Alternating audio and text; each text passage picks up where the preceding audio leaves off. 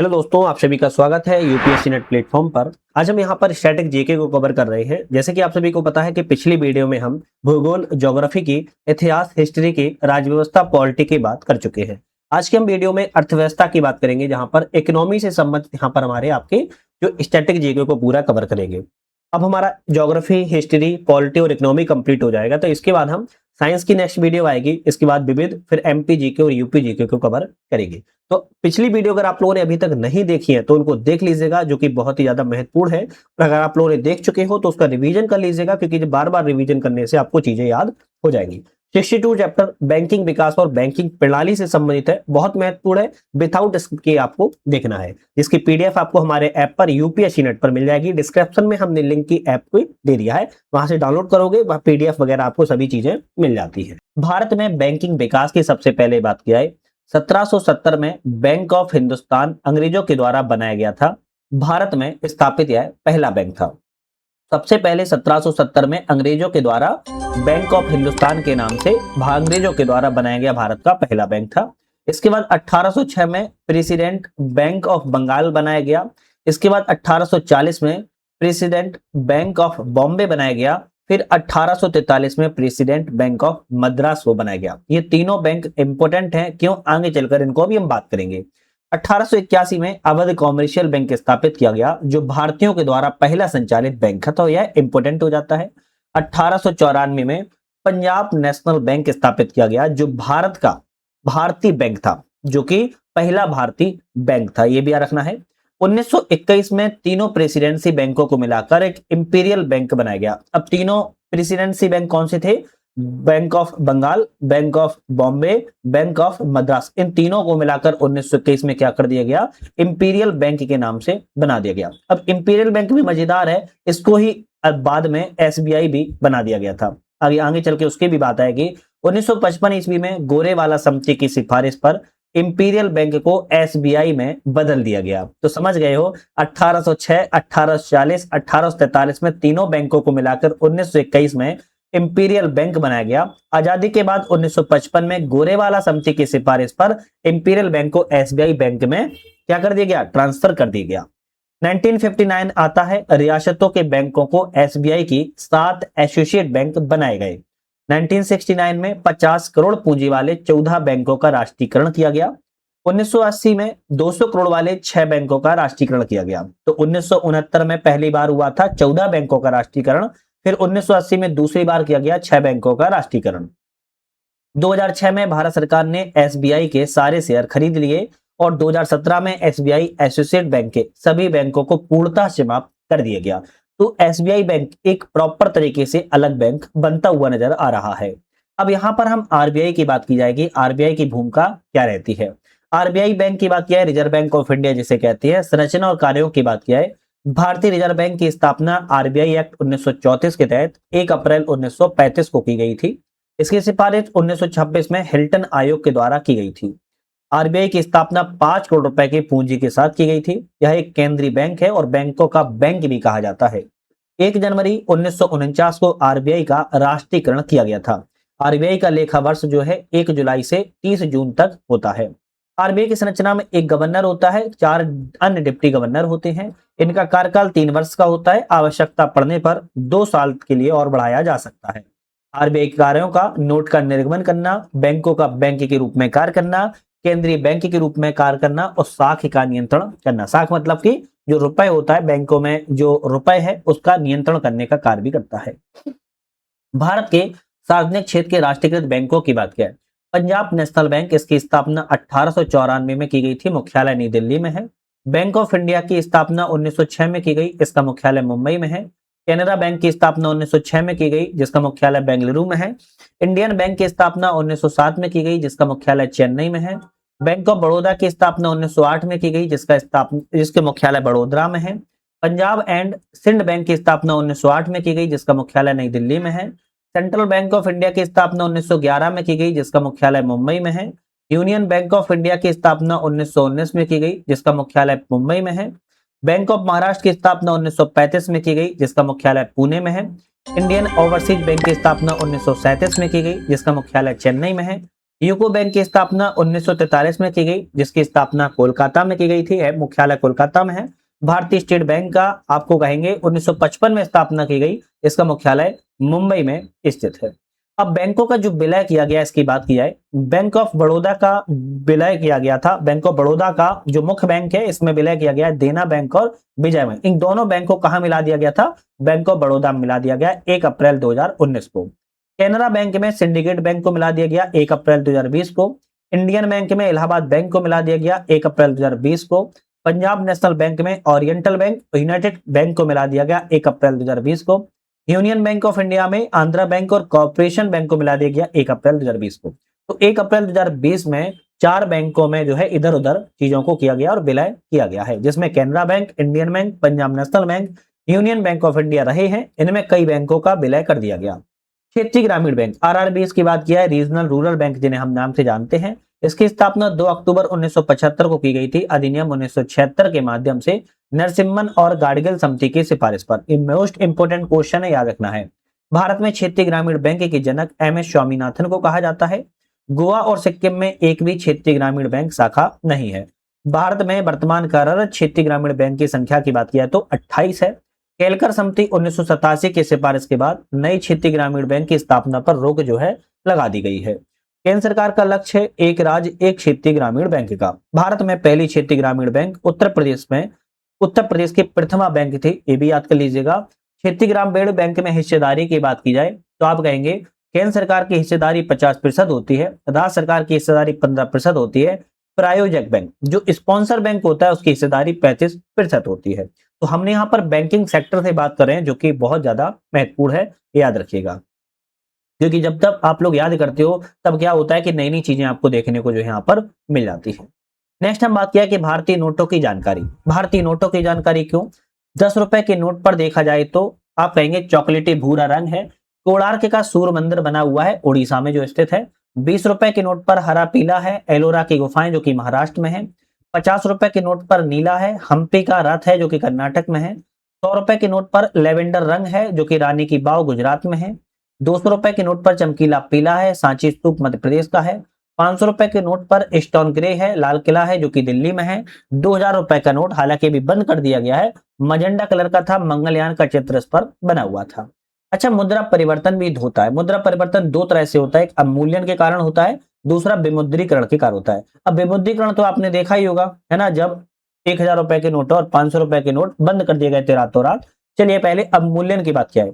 यदि किसी मुद्रा का विनिमय मूल्य अन्य मुद्राओं की तुलना में जानबूझकर कम कर दिया जाता है तो उसे मुद्रा का अवमूल्यन कहते हैं। जैसे भारत में अब तक 3 बार रुपए का अवमूल्यन किया गया है। पहली बार 1949 में आजादी के समय, दूसरी बार 1966 में भारत पाकिस्तान युद्ध और सूखे के कारण, तीसरा 1951 में एलपीजी मॉडल के बाद। दूसरा कारण जो हमने बताया है विमुद्रीकरण, जिसे नोटबंदी भी कहा जाता है आम बोलचाल की भाषा में। जब काला धन बढ़ जाता है और अर्थव्यवस्था के लिए खतरा बन जाता है तो इसे दूर करने के लिए विमुद्रीकरण की विधि अपनाई जाती है, जिसे नोटबंदी कहा जाता है।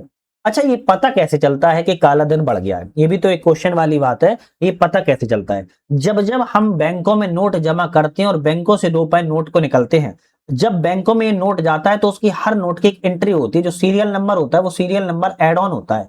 और ये कंप्यूटर में जब एड ऑन होता रहता है तो आरबीआई इस पे चेकिंग भी करता रहता है कि कौन से ज्यादातर नोट मार्केट में आ रहे हैं और ये बैंकों के होते हुए फिर से बाहर जा रहे हैं। जब कुछ नोटों के ऐसे सीरियल हो जाते हैं कि जब वो आना ही बंद हो जाते हैं और जब वो एक सीरियल नंबर बहुत बड़ा अमाउंट हो जाता है तब समझा जाता है कि काला धन कहीं ना कहीं बढ़ गया है। सीधी सी बात है, अगर व्हाइट मनी होती तो मार्केट में चलती फिरती रहेगी, बैंकों में आती जाती रहेगी और वो सीरियल नंबर एड ऑन होता रहेगा। लेकिन एक ऐसा नोट हो जाए जो बैंक में हमने घर पे रख दिया और उसको कभी निकाल ही नहीं रहे हैं तो बैंक तक कैसे जाएगा? तो इसी तरीके से लगाया जाता है कहीं ना कहीं काला धन बढ़ गया है।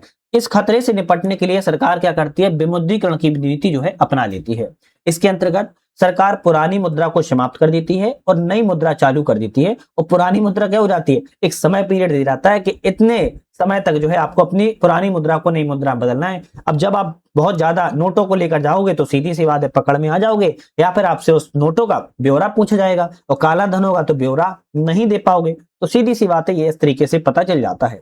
भारत में अब तक रुपए का विमुद्रीकरण किया गया है 4 बार। पहला 1946 में 1000 और 10,000 रुपए को, दूसरी बार 1978 में 1000 और 5000 और 10,000 रुपए का, तीसरी बार 8 नवंबर 2016 को 500 1000 रुपए के नोटों को प्रचलन से बाहर कर दिया गया था रातों रात, और चौथी बार 19 मई 2023 को किया गया था, 2000 रुपए को नोटों को प्रचलन से बाहर कर दिया गया। जब तीसरी बार विमुद्रीकरण किया गया था, 500 1000 रुपए के नोटों का प्रचलन बंद कर दिया गया था, तो फिर से 500 रुपए के नोट तो चलन में आ गए थे, मतलब कि नए वाले, लेकिन यहाँ पर 2000 रुपए का नोट इस समय जारी किया गया था, लेकिन लोगों ने उसको 2000 रुपए के नोटों को जमा कर लिया, तो 19 मई 2023 को फिर से 2000 रुपए के नोटों को बंद कर दिया गया, लेकिन नया नोट कोई नहीं चलाया गया है, ध्यान रखना है। तो 2000 रुपए के नोट एक समय पीरियड तक वापस करना था, जो एक ज्यादा वापस करता तो उससे ब्यौरा पूछा जाता। तो इस तरीके से भी 4 बार भारत में विमुद्रीकरण को, नोटबंदी को अपनाया गया है। चलिए नेक्स्ट टॉपिक आता है मुद्रा और उसके प्रकार के बारे में। मुद्रा एक विनिमय के साधन के रूप में प्रयोग किया जाने वाला आर्थिक तंत्र है। सीधी बात है, मुद्रा एक विनिमय का माध्यम होता है। हमें कोई वस्तु खरीदनी होती है, हम मुद्रा को देते हैं, किसी से सौदा करना होता है, मुद्रा को देते हैं। तो मुद्रा जो होती है सबसे प्रमुख साधन के रूप में जाना जाता है। पहली आती है दुर्लभ मुद्रा, जिसे हार्ड करेंसी कहते हैं। वह मुद्रा जिसकी मांग अधिक और आपूर्ति कम हो, जैसे डॉलर। सुलभ मुद्रा जिसे सॉफ्ट करेंसी कहते हैं, वह मुद्रा जिसकी मांग कम लेकिन आपूर्ति अधिक हो, जैसे रुपया। वैध मुद्रा, वैलिड करेंसी, देश की केंद्रीय बैंक के द्वारा जारी मुद्रा को वैलिड मुद्रा कहते हैं। साख मुद्रा, क्रेडिट करेंसी, बैंक के द्वारा जारी मुद्रा जैसे चेक, ड्राफ्ट, इसे साख करेंसी कहा जाता है। प्लास्टिक मुद्रा, प्लास्टिक करेंसी कहते हैं, जैसे डेबिट कार्ड, एटीएम कार्ड को प्लास्टिक मनी के रूप में जाना जाता है। स्मार्ट मुद्रा, स्मार्ट करेंसी, जैसे क्रेडिट कार्ड को स्मार्ट मनी के नाम से जाना जाता है। सस्ती मुद्रा, चीप करेंसी कैसे कहते हैं, ऐसी मुद्रा जो कम ब्याज दर पर उपलब्ध हो से सस्ती मुद्रा कहते हैं। महंगी मुद्रा, एक्सपेंसिव करेंसी, वो ऐसी मुद्रा जो अधिक ब्याज दर पर उपलब्ध हो से महंगी मुद्रा कहते हैं। हॉट मनी कैसे कहते हैं, ऐसी मुद्रा जिसकी मांग अधिक होती है उसे हॉट मनी कहा जाता है। कोल्ड मनी कैसे कहते हैं, ऐसी मुद्रा जिसकी मांग कम हो उसे कोल्ड मनी कहते हैं। ब्लैक मनी, वह मुद्रा जिस पर टैक्स नहीं चुकाया जाता है उसे ब्लैक मनी कहा जाता है। क्लीन मनी किसे कहते हैं, ऐसी मुद्रा जिस पर टैक्स चुकाया गया उसे क्लीन मनी कहा जाता है। बैड मनी किसे कहते हैं, ऐसी मुद्रा जो कटी फटी स्थिति में होती है उसे बैड मनी कहते हैं। गुड मनी, ऐसी मुद्रा जो नई एवं सुरक्षित स्थिति में उसे गुड मनी कहा जाता है। अब समझ सकते हो कि मुद्रा के भी कई प्रकार होते हैं। दुर्लभ मुद्रा, सुलभ मुद्रा, वैध मुद्रा, साख मुद्रा, प्लास्टिक मुद्रा, स्मार्ट मुद्रा, सस्ती मुद्रा, महंगी मुद्रा, hot money, cold money, black money, clean money, bad money, good money. हर एक की परिभाषा होती है। कभी कभी एग्जाम में मिलाने के लिए आ जाते हैं, उनके सामने ऑप्शन होते हैं, मिलाना होता है कौन सी मुद्रा किस चीज से संबंधित है, तो आप लोग इसको जरूर याद कर लीजिएगा। नेक्स्ट हमारा टॉपिक आता है आरबीआई की मौद्रिक नीति और उसके उपकरण के बारे में। आप सभी को पता होगा मॉनेटरी पॉलिसी आरबीआई की बहुत इंपॉर्टेंट है। सबसे पहला आता है नगद आरक्षण अनुपात, जिसे सीआरआर कहते हैं, कैश रिजर्व रेशियो। यह बैंक के कुल जमाओं का वह हिस्सा होता है जिसे बैंकों के द्वारा आरबीआई के पास रिजर्व के रूप में रखना होता है, और आरबीआई कोई ब्याज इस पर नहीं देता है। ठीक है। दूसरा होता है वैधानिक तरलता अनुपात, एसएलआर। यह बैंकों की जमाओं का वह हिस्सा होता है जिसे बैंकों को गोल्ड के रूप में स्वयं के पास रखना होता है। हालांकि गोल्ड के रूप में भी रख सकते हैं, आपके कई और चीजों में भी रख सकते हैं। तीसरी होती है बैंक रेट, वह ब्याज दर जिस पर आरबीआई अन्य बैंकों को एक लंबे समय के लिए ऋण देता है उसे बैंक रेट कहा जाता है। इसमें नकदी की जगह प्रतिभूति के रूप में ऋण दिया जाता है। इसमें लौटाने का समय निश्चित नहीं होता है। फिर आता है रेपो रेट, वह दर जिस पर आरबीआई अन्य बैंकों को अल्पकालीन ऋण देता है, मतलब कि एक शॉर्ट टर्म के लिए ऋण देता है, उसे रेपो रेट कहते हैं। इसमें नकदी की प्राप्ति होती है, मुद्रा, चेक, डीडीटी के माध्यम से। इसमें लौटाने का समय निश्चित होता है 1 वर्ष से पहले। इसके बाद reverse repo rate, RRP, RR जिसे कहते हैं, वह ब्याज दर जिस पर आरबीआई अन्य बैंकों से ऋण लेता है। अब ऐसा थोड़ी ना आरबीआई कुछ काम है, लेकिन क्या होता है जब बैंकों के पास एक ज्यादा मनी हो जाती है तो आरबीआई उनको लुभावन करने लगता है और कहता है कि आप हमसे कुछ ले लो और आप मुझे ऋण दे दो। तो रेपो रेट से कम होता है, याद रखना है। खुले बाजार की क्रियाएं, ओपन मार्केट ऑपरेशन। जब आरबीआई आम नागरिकों के लिए सरकारी बॉन्ड का क्रय विक्रय करती है उसे ओपन मार्केट ऑपरेशन कहा जाता है। Marginal standing facility, MSF rate, यह इस सुविधा के अंतर्गत बैंक 24 घंटे के लिए रेपो रेट से 1% अधिक ब्याज देकर आरबीआई से जरूरी ऋण ले सकता है। मान लो एक इमरजेंसी पड़ गई और इमरजेंसी में हमें लोन लेना पड़ा, ऋण लेना पड़ा, तो अधिक ब्याज दर पर जो है आरबीआई से 24 घंटे के लिए हम ऋण ले सकते, हम नहीं मतलब आपका बैंक ऋण ले सकते हैं।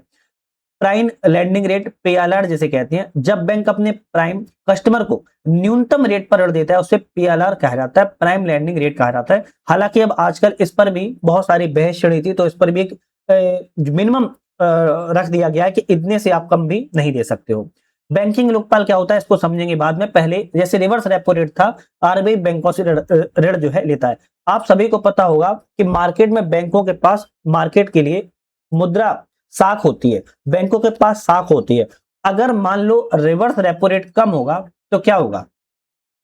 अगर रिवर्स रेपो रेट मान लो अगर कम है तो क्या होगा? तरलता बढ़ जाएगी, और तरलता बढ़ जाएगी तो क्या होगा? साख सर्जन की क्षमता भी बढ़ जाती है। तो इस तरीके से आप समझ सकते हो। ठीक है। बैंकिंग लोकपाल भारतीय बैंकों की ग्राहकों की शिकायत और समस्याओं को दूर करने के लिए बनाई गई एक संस्था थी जिसे बैंकिंग लोकपाल कहा जाता है, जिसका प्रारंभ 1995 में किया गया था। बाद में 2002 और 2006 में इसमें संशोधन भी किया गया है। भारतीय रिजर्व बैंक के द्वारा नियुक्त किया जाने वाला एक अर्ध न्यायिक प्राधिकरण है। इसके तहत ग्राहक 30 दिनों के भीतर शिकायत दर्ज जो है अपनी करा सकते हैं। इसके बाद आता है शेयर मार्केट। कुछ यहाँ पर फैक्ट हो गए। शेयर मार्केट से संबंधित कुछ फैक्टों की बात किया गया। सबसे पहले हम विश्व के प्रमुख स्टॉक एक्सचेंज के बारे में बात करेंगे। निक्की टॉपिक्स जो कि जापान का है, संगाई कॉम चाइना का है, सीमैक्स सिंगापुर का है, कोसडाक साउथ कोरिया का है, ताइपी ताइवान का है, यहाँ पर AMSTERDERM नीदरलैंड का है, यूरोनेक्स्ट पेरिस का है, मिमटेल इटली का है, मिडेक्स जर्मनी का है, डॉन जोन्स न्यूयॉर्क का है, और नास्डक आपका यूएसए का। ये विश्व के प्रमुख एक्सचेंज हैं जो कि अलग अलग देशों से संबंधित है। शेयर मार्केट भी दो प्रकार के होते हैं, एक प्राइमरी शेयर मार्केट होता है, दूसरा सेकेंडरी होता है। प्राइमरी शेयर मार्केट उसे कहते हैं जब कस्टमर और कंपनी के मन में शेयर ट्रेडिंग की जाती है, उसे प्राइमरी शेयर मार्केट कहते हैं। सेकेंडरी शेयर मार्केट होता है जो कस्टमर के मध्य में शेयर ट्रेडिंग की जाती है, उसे सेकेंडरी शेयर मार्केट कहा जाता है। शेयर मार्केट से संबंधित कुछ फैक्ट है, जैसे वॉल स्ट्रीट कहां पर है? न्यूयॉर्क शहर में है। दलाल स्ट्रीट कहां पर है? मुंबई शहर में। दोनों फैक्ट इंपोर्टेंट है। विश्व की सबसे बड़ी शेयर बाजार कंपनी अमेरिका की वर्कशायर हैथवे है। विश्व का प्रथम स्टॉक एक्सचेंज AMSTERD एस्टरडम था, जो 1602 में स्थापित जो है किया गया था। इसके बाद शेयर बाजार से संबंधित कुछ शब्दावली है, जैसे आईपीओ। आपने सुना होगा आईपीओ, इनिशियल पब्लिक ऑफरिंग। जब कोई कंपनी पहली बार शेयर जारी करती है उसे आईपीओ कहा जाता है। FPO follow on public offering. जब कोई कंपनी दूसरी बार शेयर जारी करती है उसे एफपीओ कहा जाता है। बुल्स को तेजड़िया कहते हैं। शेयर की कीमत बढ़ाने का प्रयास किए जाने वाले को बुल्स कहा जाता है। बियर्स मंदड़िया कहते हैं। शेयर की कीमत घटाने का प्रयास करने वाले को मंदड़िया कहा जाता है। डीमैट शेयर खरीदने के लिए एक आवश्यक अकाउंट होता है। जिस तरह हमें बैंक में अपना सेविंग अकाउंट और करंट अकाउंट खुलवाना होता है, इसी तरह अगर हमें शेयर मार्केट में ट्रेडिंग करनी है तो डीमैट अकाउंट जो है खुलवाना होता है। इनसाइडर ट्रेडिंग किसी कंपनी की अंदरूनी जानकारी रखकर शेयर की खरीद और बिक्री करने को इनसाइडर ट्रेडिंग कहा जाता है। अच्छा, फ्यूचर ट्रेडिंग कैसे कहते हैं? भविष्य में खरीदने के वायदे पर आधारित शेयर की खरीद बिक्री से संबंध होता है, जिसे फ्यूचर ट्रेडिंग कहा जाता है। फ्यूचर ट्रेडिंग में भारत की लगभग 70 वस्तुएं, सोना चांदी मसाला आदि इसमें शामिल की जाती हैं। वायदा बाजार कैसे कहते हैं? सर्वप्रथम मल्टी कम्युनिटी एक्सचेंज अहमदाबाद में स्थापित किया गया था वायदा बाजार के लिए, याद रखना है। अब शेयर बाजार से संबंधित कुछ भारत से है, जैसे भारतीय प्रतिभूति विनिमय बोर्ड, जिसे सेबी कहते हैं। इसकी स्थापना 1988 में 1992 कानूनी अधिकार के तहत मुंबई में की गई थी। स्टॉक एक्सचेंज की स्थापना मान्यता रद्द करना है इसका। स्टॉक एक्सचेंज के ब्रोकर को लाइसेंस देना और रद्द करना इसका कार्य होता है। बॉम्बे स्टॉक एक्सचेंज की स्थापना बीएसई की स्थापना 1875 में मुंबई में की गई है। एशिया का सबसे पुराना है, भारत का प्रथम स्टॉक एक्सचेंज मार्केट है। नेशनल स्टॉक एक्सचेंज की स्थापना एनएसई कहते हैं, 1992 में की गई थी, मुंबई में है। भारत का सबसे बड़ा स्टॉक एक्सचेंज है। निफ्टी को भारतीय अर्थव्यवस्था का थर्मामीटर जो है कहा जाता है, याद रखना है। निफ्टी को भारतीय अर्थव्यवस्था का थर्मामीटर के नाम से जाना जाता है। अब इसके बाद आती है कृषि फसल और क्रांति। अब आप कहोगे सर ये तो अलग ही टॉपिक हो गया। नहीं, इकोनॉमी से संबंधित है, बात करेंगे। फसलों के वर्गीकरण की बात की जाए, फसलों के वर्गीकरण में रबी की फसल आती है, खरीफ की फसल आती है। रबी की फसल में खाद्यान्न, गेहूं, जौ, तिलहन, सरसों, सूरजमुखी, अलसी, दलहन, चना, मसूर और अन्न आती है। इसी तरह खरीफ की फसल में खाद्यान्न, तिलहन, दलहन और अन्न आता है। अब एक एक करके बात करेंगे। जैसे प्रकार, खरीफ मानसूनी है, खरीफ की फसल मानसूनी प्रकार की है, जून जुलाई में बुवाई की जाती है, सितंबर अक्टूबर में कटाई होती है। मक्का, धान, कपास, सोयाबीन, मूंग और तिल जैसी फसलों का यहाँ पर बुवाई कटाई की जाती है। रबी की फसल शीतकालीन है, अक्टूबर नवंबर में बोई जाती है, फरवरी मार्च में काटी जाती है। गेहूं, सरसों, मटर और चना है। जायद की फसल ग्रीष्मकालीन होती है, मार्च अप्रैल में बोई जाती है, मई जून में काटी जाती है। तरबूज, कद्दू, मूंग जैसी इसमें जो है फसलों को उपजाया जाता है। कुछ अन्य फसलें भी हैं, जैसे रेशेदार फसलें, जूट, कपास, पटसन, सनई आता है। उद्दीपन फसलों में कॉफी, तंबाकू, चाय, गांजा, अफीम आता है। चारा फसलों के अंतर्गत नेपियर, लिविया, रिजिका, बरसीम, ल्यूसन आता है। जड़ों की फसलों में गाजर, मूली, चुकंदर और शकरकंद आता है। तना फसलों के अंतर्गत आलू, अदरक, लहसुन, प्याज और हल्दी जैसे चीजें आती हैं। तिलहनी फसलों के अंतर्गत मूंगफली, अलसी, राई, सूरजमुखी आता है। दलहनी फसलों में मटर, उड़द, मूंग, अरहर, मसूर, चना आता है। नगदी फसलों में केला, गन्ना, तंबाकू, चाय, कॉफी, कपास आता है। खाद्यान्न फसलों में गेहूं, चावल, मक्का जैसी फसलों को आती की जाती है, ध्यान रखना है। कृषि उत्पाद बोर्डों की बात की जाए, जैसे कॉफी बोर्ड कहां पर है? बेंगलुरु में है। रबर बोर्ड कोट्टायम केरल में है। चाय बोर्ड कोलकाता पश्चिम बंगाल में है। तंबाकू बोर्ड गुंटूर आंध्र प्रदेश में है। मसाला बोर्ड कोच्चि केरल में है। जूट बोर्ड कलकत्ता में है। मत्स्य विकास बोर्ड हैदराबाद तेलंगाना में है। मखाना बोर्ड पूर्णिया बिहार में है। हल्दी बोर्ड 2025 में ही बनाया गया है, निजामाबाद तेलंगाना में।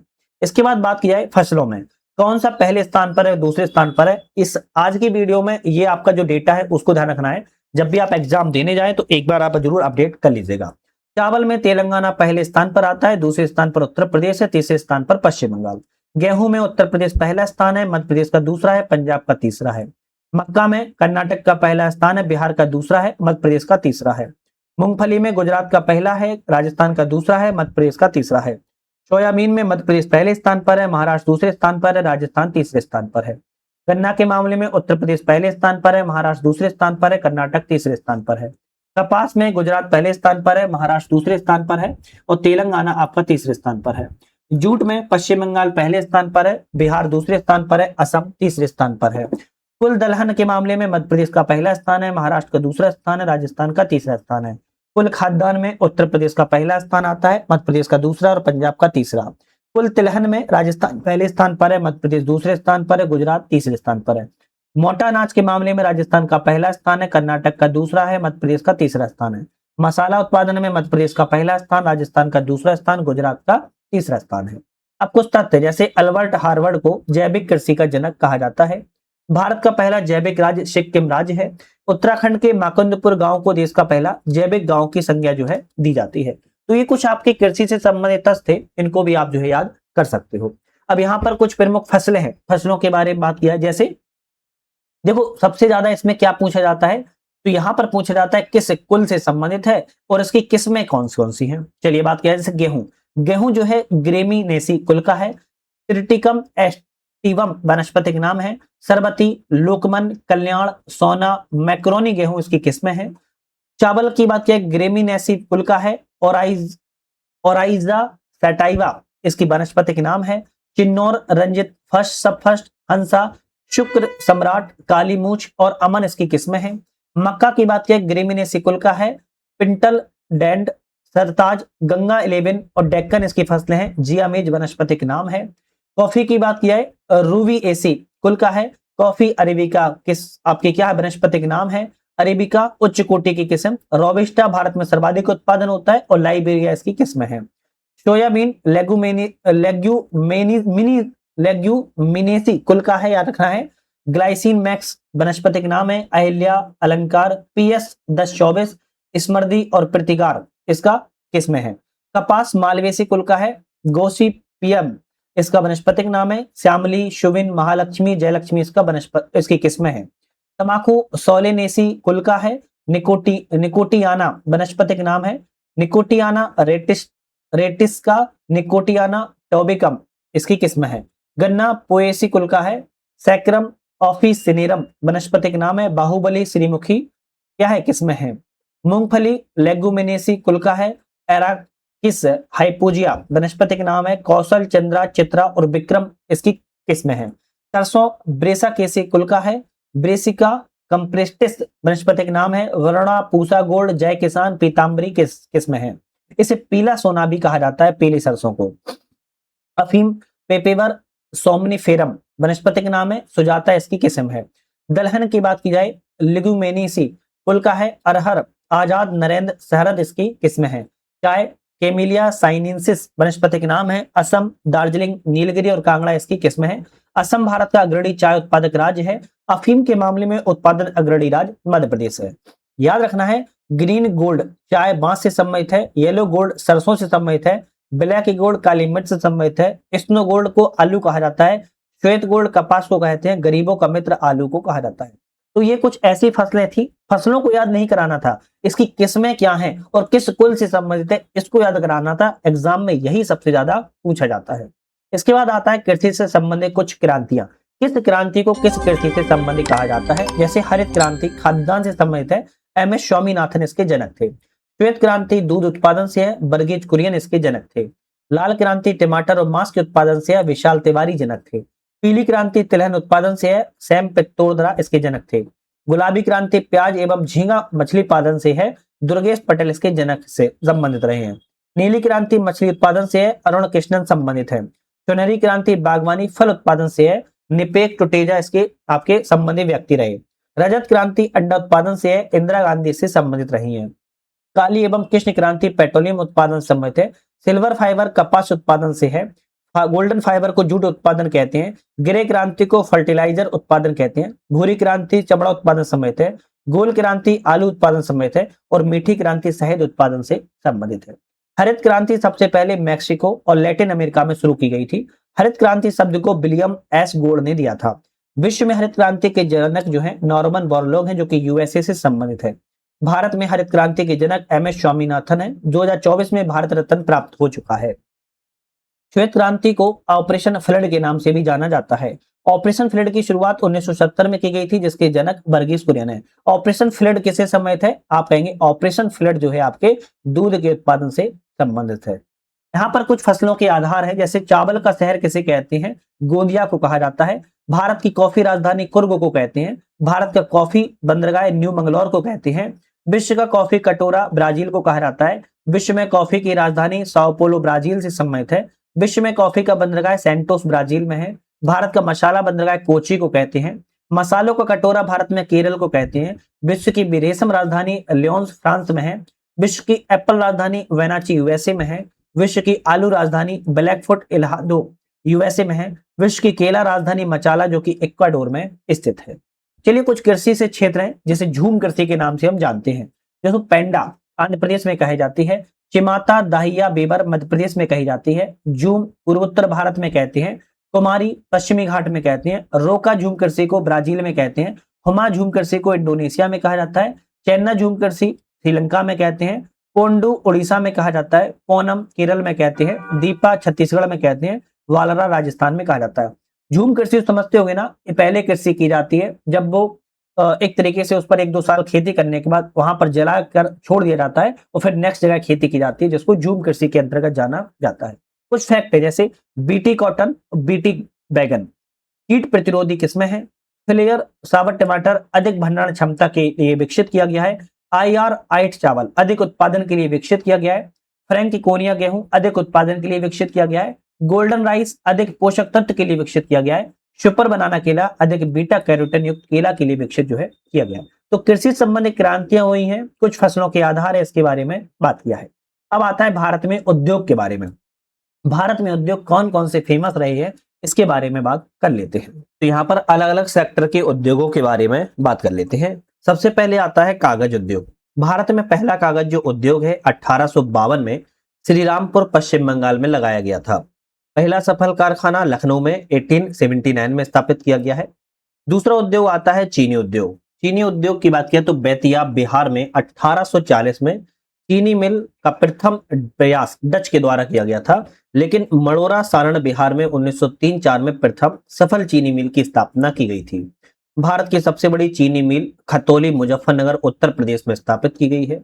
कपड़ा उद्योग की बात किया है, भारत में सबसे पहले सूती कपड़ा मिल की स्थापना कोलकाता के फोर्ट ग्लास्टर में 1818 में की गई थी, लेकिन 1854 में सूती वस्त्र का प्रथम सफल कारखाना ट्राम्बे बंबई में स्थापित किया गया था। कानपुर उत्तर प्रदेश में 1876 में प्रथम आधुनिक ऊनी वस्त्र कारखाना को स्थापित किया गया है। त्रावणकोर केरल में 1945 में भारत का प्रथम कृत्रिम रेशा संयंत्र स्थापित किया गया था। इस्पात उद्योग की बात किया है, कुल्टी पश्चिम बंगाल में 1870 में भारत का प्रथम लोहे इस्पात कारखाना स्थापित हुआ। स्टील उद्योग बड़े पैमाने पर 1907 में जमशेदपुर में टिस्को के रूप में स्थापित किया गया है। रांची में 1958 में भारत का प्रथम भारी इंजन संयंत्र स्थापित किया गया और 1974 में सरकार के द्वारा सेल की स्थापना करके इस्पात उद्योग की जिम्मेदारी भी दी गई है। उर्वरक उद्योग की बात किया है, रानीपेट तमिलनाडु में 1906 में देश का प्रथम फर्टिलाइजर उद्योग स्थापित हुआ। मुंबई में 1966 में पेट्रो रसायन का प्रथम निजी संयंत्र यूनियन कार्बाइड लिमिटेड की स्थापना की गई है। जगदीशपुर बिहार, विजयपुर मध्य प्रदेश, हजीरा गुजरात प्राकृतिक गैस उर्वरक इकाइयां स्थापित की गई। Indian farmers corporative limited IFFCO के द्वारा सहकारी क्षेत्र की इकाई है। इसकी स्थापना 1967 में की गई थी। सीमेंट उद्योग की बात की जाए, चेन्नई में 1904 में भारत का प्रथम सीमेंट कारखाना स्थापित किया गया। 1914 में इंडियन सीमेंट कंपनी ने पोरबंदर में अपनी एक यूनिट की स्थापना भी की है। भारत में UltraTech, ACC, Ambuja, India Cement, Mycem, Binani cement आदि प्रमुख सीमेंट की कंपनियां स्थित हैं। जूट उद्योग, भारत का पहला जूट उद्योग कारखाना कलकत्ता के समीप रिसरा नामक स्थान पर 1855 में लगाया गया था। जूट को गोल्डन फाइबर भी कहा जाता है। जूट उत्पादन में भारत विश्व में प्रथम स्थान पर आता है। इसके बाद अंतर्राष्ट्रीय जूट संगठन का मुख्यालय ढाका बांग्लादेश में स्थित है। 1971 में भारतीय जूट निगम की स्थापना की गई, जिसका उद्देश्य जूट के आयात, निर्यात एवं आंतरिक बाजार की देखभाल करने से संबंधित है। इसके बाद आता है रेशम उद्योग। रेशम का पहला कारखाना 1832 में ईस्ट इंडिया कंपनी के द्वारा हावड़ा में लगाया गया। रेशम की प्रमुख किस्मों में इरी, मलबरी, टसर और मूंगा है। भारत एक ऐसा देश है जो कि चारों रेशम का उत्पादन करता है। पश्मीना ऊन बकरियों, अंगोरा ऊन खरगोश के बालों से प्राप्त होता है। ऑटोमोबाइल उद्योग की बात करें, भारत में ऑटोमोबाइल उद्योग को सनराइज क्षेत्र कहा जाता है। 1947 में प्रीमियर ऑटोमोबाइल लिमिटेड कुल्ला मुंबई में स्थापित की गई थी। 1948 में हिंदुस्तान मोटर्स लिमिटेड कलकत्ता की स्थापना से स्वदेशी उत्पादन प्रारंभ हुआ है। रेलवे उद्योग 1950 में पश्चिम बंगाल के चितरंजन लोको वर्कर्स की स्थापना की गई। 1961 में डीजल लोकोमोटिव वर्कर्स वाराणसी की स्थापना की गई। रेल के डीजल इंजन बनाए जाते हैं। बिहार के मड़ोरा, मधेपुरा में विद्युत इंजन का कारखाना भी स्थापित किया गया है। भारत में rail coach factory Bhopal Madhya Pradesh, Kapurthala Punjab, Raebareli Uttar Pradesh में रेल कोच फैक्ट्री स्थित की गई है। इंट्रीगल कोच फैक्ट्री तमिलनाडु के पेरम्बूर में स्थापित भी की गई है। उद्योग से संबंधित कुछ शहरों के उपनामों की अगर बात की जाए तो भारत का डेटाइट पीथमपुर मध्य प्रदेश में है। भारत का मैनचेस्टर अहमदाबाद गुजरात में है। उत्तर भारत का मैनचेस्टर कानपुर उत्तर प्रदेश में है। दक्षिण भारत का मैनचेस्टर कोयम्बटूर तमिलनाडु में है। भारत का कॉटन पॉलिश मुंबई महाराष्ट्र में है। पूर्व का बोस्टन अहमदाबाद गुजरात में है। भारत का पिट्सबर्ग जमशेदपुर में है। भारत की सिलिकॉन वैली बेंगलुरु कर्नाटक में है। भारत की इस्पात नगरी जमशेदपुर झारखंड में है। ताला नगरी अलीगढ़ उत्तर प्रदेश में है। कोयला नगरी धनबाद झारखंड में है। इलेक्ट्रॉनिक नगर बेंगलुरु कर्नाटक में है। बुनकरों का शहर पानीपत हरियाणा में है। चूड़ियों का शहर फिरोजाबाद उत्तर प्रदेश में स्थित है। तो ये कुछ उद्योग हैं और उपनाम है शहरों के, जिसके बारे में आप जो है याद कर सकते हो, एग्जाम में कभी कभी मिलाने के लिए आ जाते हैं। अब हम बात करेंगे भारत में महारत्न कंपनियों के बारे में। तो वर्तमान में जो महारत्न कंपनियां हैं वो 14 हैं और ये वेरी इंपॉर्टेंट चैप्टर है। अक्सर बच्चे भूल जाते हैं लेकिन एग्जाम में आ जाता है। दर्जा प्रारंभ 2009 से प्रारंभ हुआ है। वर्तमान में कंपनी की संख्या 14 है। नवरत्न का दर्जा प्राप्त हो, आवश्यक शर्तें क्या है महारत्न कंपनी के लिए? नवरत्न का दर्जा प्राप्त हो, 3 वर्षों की अवधि में औसत वार्षिक व्यवसाय में 2500 करोड़ रुपए से अधिक होना चाहिए। पिछले 3 वर्षों में औसत वार्षिक निवल मूल्य 15,000 करोड़ रुपए से अधिक होना चाहिए। औसत 3 वर्षों का औसत शुद्ध लाभ 5,000 करोड़ रुपए से अधिक होना चाहिए, तब उसे महारत्न कंपनी का दर्जा दिया जाता है। अब 14 जो महारत्न कंपनियां बात की जाए तो स्टील अथॉरिटी ऑफ इंडिया, जिसे सेल के नाम से जानते हैं, नई दिल्ली में मुख्यालय है। 1974 में स्थापना की गई थी। महारत्न कंपनी का दर्जा 2010 में दिया गया। राष्ट्रीय ताप विद्युत निगम एनटीपीसी की स्थापना नई दिल्ली में की गई है 1975 में। 2010 में महारत्न का दर्जा प्राप्त हुआ। Oil and natural gas corporation, जिसे ओएनजीसी कहते हैं, देहरादून में 1956 में स्थापना की गई थी। 2010 में महारत्न कंपनी का दर्जा मिला। कोल इंडिया लिमिटेड सीआईएल कहती है, कोलकाता में मुख्यालय है। स्थापना 1975 में की गई। 2011 में महारत्न कंपनी का दर्जा मिला। Bharat heavy electrical limited BHEL कहती है, नई दिल्ली में मुख्यालय है। 1964 में स्थापना की गई थी। 2013 में महारत्न कंपनी का दर्जा मिला। गैस अथॉरिटी ऑफ इंडिया गेल की स्थापना नई दिल्ली में की गई थी 1984 में। 2013 में महारत्न कंपनी का दर्जा दिया गया। भारतीय तेल निगम की स्थापना आईओसी कहते हैं, नई दिल्ली में 1959 में स्थापना की गई थी। 2010 में महारत्न कंपनी का दर्जा दिया गया। भारत पेट्रोलियम कॉर्पोरेशन लिमिटेड की स्थापना मुंबई में बीपीसीएल के नाम से की गई थी 1952 में। 2017 में महारत्न कंपनी का दर्जा दिया गया। Hindustan petroleum corporation limited HPCL इसे कहते हैं, मुंबई में स्थापना की गई थी 1974 में। 2019 में महारत्न कंपनी का दर्जा दिया गया। पावर ग्रिड कॉर्पोरेशन, जिसे पावर ग्रिड कहते हैं, गुड़गांव में मुख्यालय है। 1989 में स्थापना की गई थी। 2019 में इसको भी महारत्न कंपनी का दर्जा दिया गया। पावर फाइनेंस कॉर्पोरेशन पीएफसी जिसे कहते हैं, नई दिल्ली में 1986 में स्थापना की गई थी। 2021 में महारत्न कंपनी का दर्जा मिला है। रूरल इलेक्ट्रिफिकेशन कॉर्पोरेशन REC नई दिल्ली में है, NCR में 1969 में स्थापना की गई थी। 2022 में महारत्न कंपनी का दर्जा दिया गया। ऑल इंडिया लिमिटेड की स्थापना IOIL के नाम से दुलियाजन मुख्यालय है 1959 में की गई थी। 2023 में महारत्न कंपनी का दिया गया। हिंदुस्तान एरोनॉटिक्स लिमिटेड की स्थापना HAL के नाम से बेंगलुरु में की गई 1940 में। 2024 में महारत्न कंपनी का दर्जा दिया गया है। आप चाहो तो इन 14 कंपनियों का स्क्रीनशॉट ले लीजिएगा, एग्जाम में आ जाते हैं, मिलाने के लिए याद रख सकते हो। चलिए, महारत्न कंपनी के बात की जाए नवरत्न कंपनी की। नवरत्न कंपनी में उन सार्वजनिक कंपनियों को शामिल किया जाता है जिनमें वैश्विक बाजार में प्रतिस्पर्धा करने की क्षमता होती है। नवरत्न कंपनी का दर्जा देकर इन्हें अधिक स्वायत्तता प्रदान की जाती है ताकि बाजार में देश की कंपनियों को वैश्विक दर्जा प्राप्त हो सके। यह दर्जा 1997 से दिया जा रहा है। वर्तमान में 26 कंपनियां अगस्त 2025 तक अपडेटेड है। 26 कंपनियां नवरत्न कंपनी में शामिल हैं। मिनी रत्न कंपनी किसे कहते हैं? मिनी रत्न कंपनी का दर्जा 1997 से प्रारंभ है। इसे दो वर्गों में बांटा जाता है, mini Ratna first, mini Ratna two. Mini Ratna first में वर्ग 1 में बनने वाली कंपनी पिछले 3 वर्षों में लगातार लाभ कमाया होना चाहिए। 3 साल में एक बार 30 करोड़ का शुद्ध लाभ अर्जित होना चाहिए। वर्तमान में इनकी संख्या 49 है। मिनी रत्न 2 कंपनी में उन्हें शामिल किया जाता है जो पिछले 3 साल में लगातार लाभ कमाया हो, जिनकी नेट वर्थ सकारात्मक होनी चाहिए। वर्तमान में ये संख्या 10 है। तो महारत्न, नवरत्न, मिनी रत्न, इन श्रेणियों में हमने जो बात की है जो एग्जाम के लिए इंपॉर्टेंट थे। अब आता है भुगतान संतुलन, व्यापार संतुलन, LPG मॉडल, और ये चैप्टर आपका मोस्ट इंपोर्टेंट है। BOP, बैलेंस ऑफ पेमेंट के बारे में बात करेंगे जो कि बहुत ज्यादा महत्वपूर्ण है। एक वित्तीय वर्ष में देश के निवासियों का विश्व के अन्य देश के निवासियों के साथ सभी प्रकार के जो आर्थिक लेन देन का विवरण होता है उसे भुगतान संतुलन कहा जाता है। किसी देश का भुगतान संतुलन उस देश की आर्थिक स्थिति को प्रदर्शित करता है। भुगतान संतुलन के आंकड़े किसी देश की केंद्रीय बैंक के द्वारा नियंत्रित भी किए जाते हैं, रेगुलेट किए जाते हैं। IMF के द्वारा इसका फॉर्मेट तैयार किया जाता है। भुगतान संतुलन में सभी एंट्री डॉलर में की जाती है। आयात होने पर क्रेडिट और निर्यात होने पर डेबिट की एंट्री की जाती है। पूरे विश्व में भुगतान संतुलन शून्य होता है, याद रखना है। भुगतान संतुलन कुछ घटक होते हैं जिसमें चालू खाता जिसे करंट अकाउंट कहते हैं, दृश्य उत्पाद, अदृश्य उत्पाद और हस्तांतरण उत्पादों को शामिल किया जाता है। एक एक करके बात करेंगे। पूंजी खाता जिसे कैपिटल अकाउंट कहते हैं, ऋण एवं उधार, निवेश, विदेशी मुद्रा भंडार को शामिल किया जाता है। सबसे पहले हम चालू खाता की बात कर लेते हैं। यह भुगतान संतुलन का एक भाग है जो किसी देश के निर्यात और आयात की स्थिति में जानने में सहायता प्रदान करता है। किसी देश का आयात उसके निर्यात से अधिक होता है तो उसे चालू खाते घाटा कहा जाता है। किसी देश का आयात उसके निर्यात से अधिक होता है तो उसे चालू खाते का घाटा कहा जाता है। फिर से बोला है क्योंकि इंपोर्टेंट था।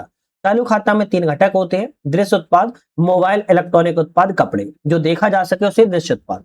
अदृश्य उत्पाद सर्विस सेक्टर होता है, जैसे सेवा, सॉफ्टवेयर, टूरिज्म सर्विस को अदृश्य उत्पाद कहते हैं।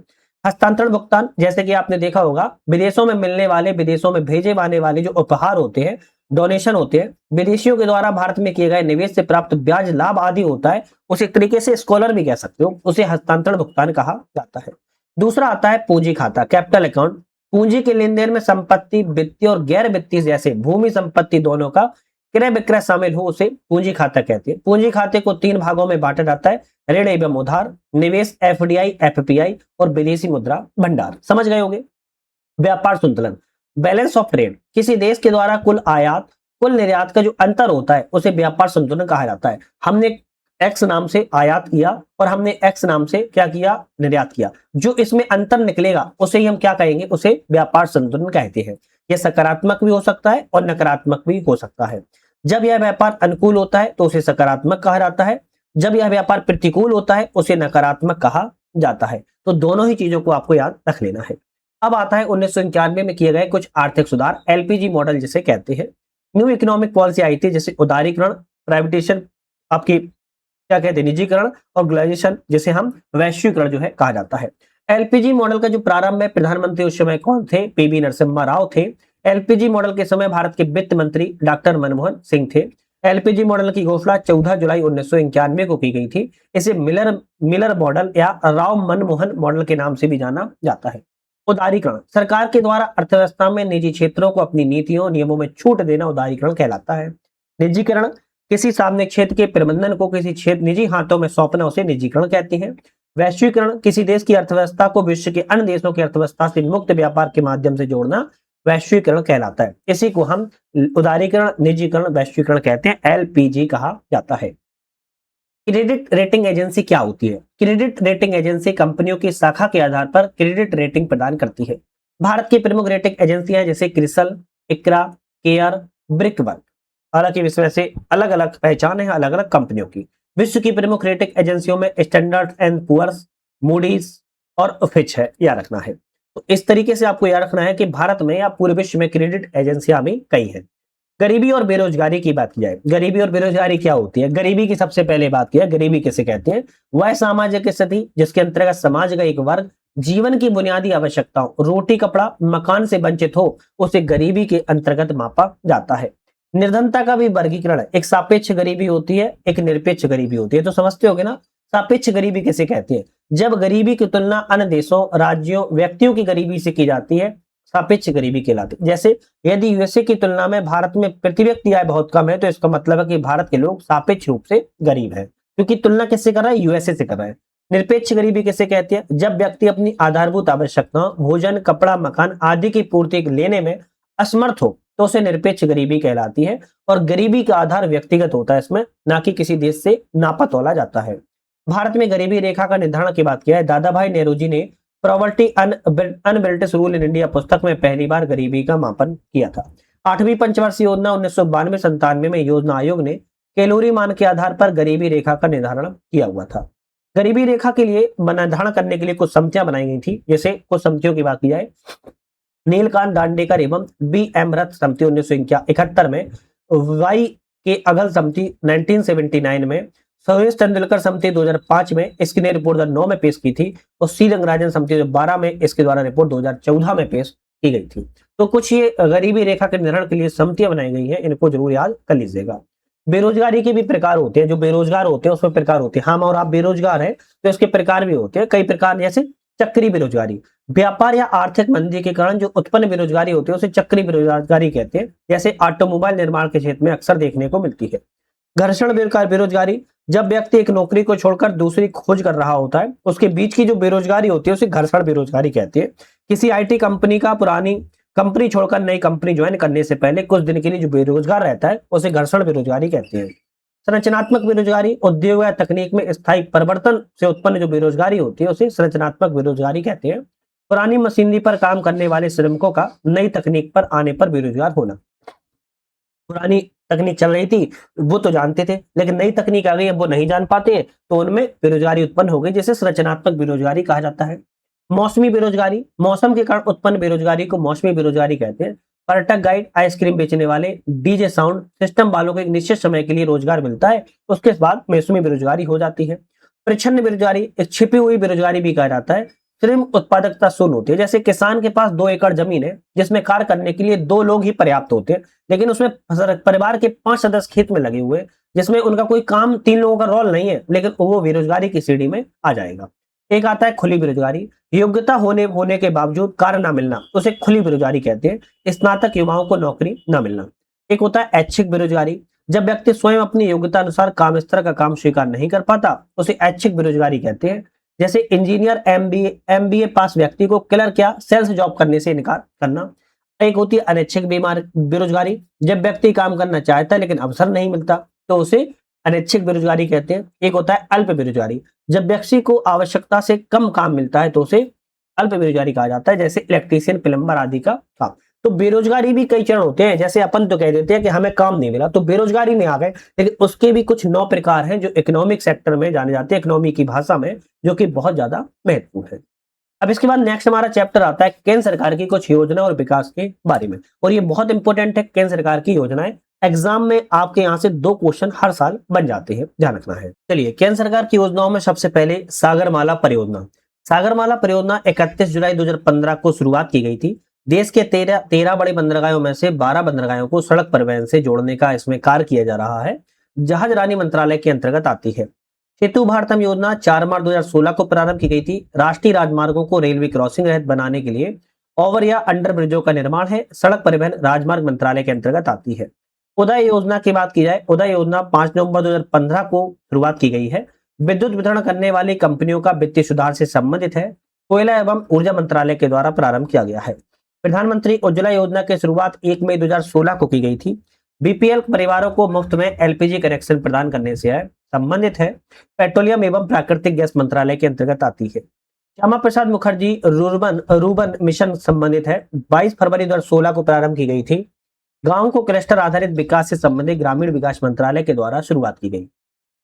स्टैंड अप इंडिया की शुरुआत 5 अप्रैल 2016 को की गई है। अनुसूचित जाति, जनजाति, महिला उद्यमियों को नई कंपनियों स्थापित करने के लिए 10 लाख से 1 करोड़ तक का लोन प्रदान करने से संबंधित है। वित्त मंत्रालय के द्वारा इसकी शुरुआत जो है की गई है। इसके बाद आती है वरिष्ठ पेंशन बीमा योजना। 1 जनवरी 2017 को प्रारंभ की गई है, याद रखना है। 60 वर्ष से अधिक आयु के वरिष्ठ नागरिकों को गारंटीकृत ब्याज दर 10 वर्षों के लिए 8% होना 8% इसमें दिया जाएगा और वित्त मंत्रालय की है योजना है।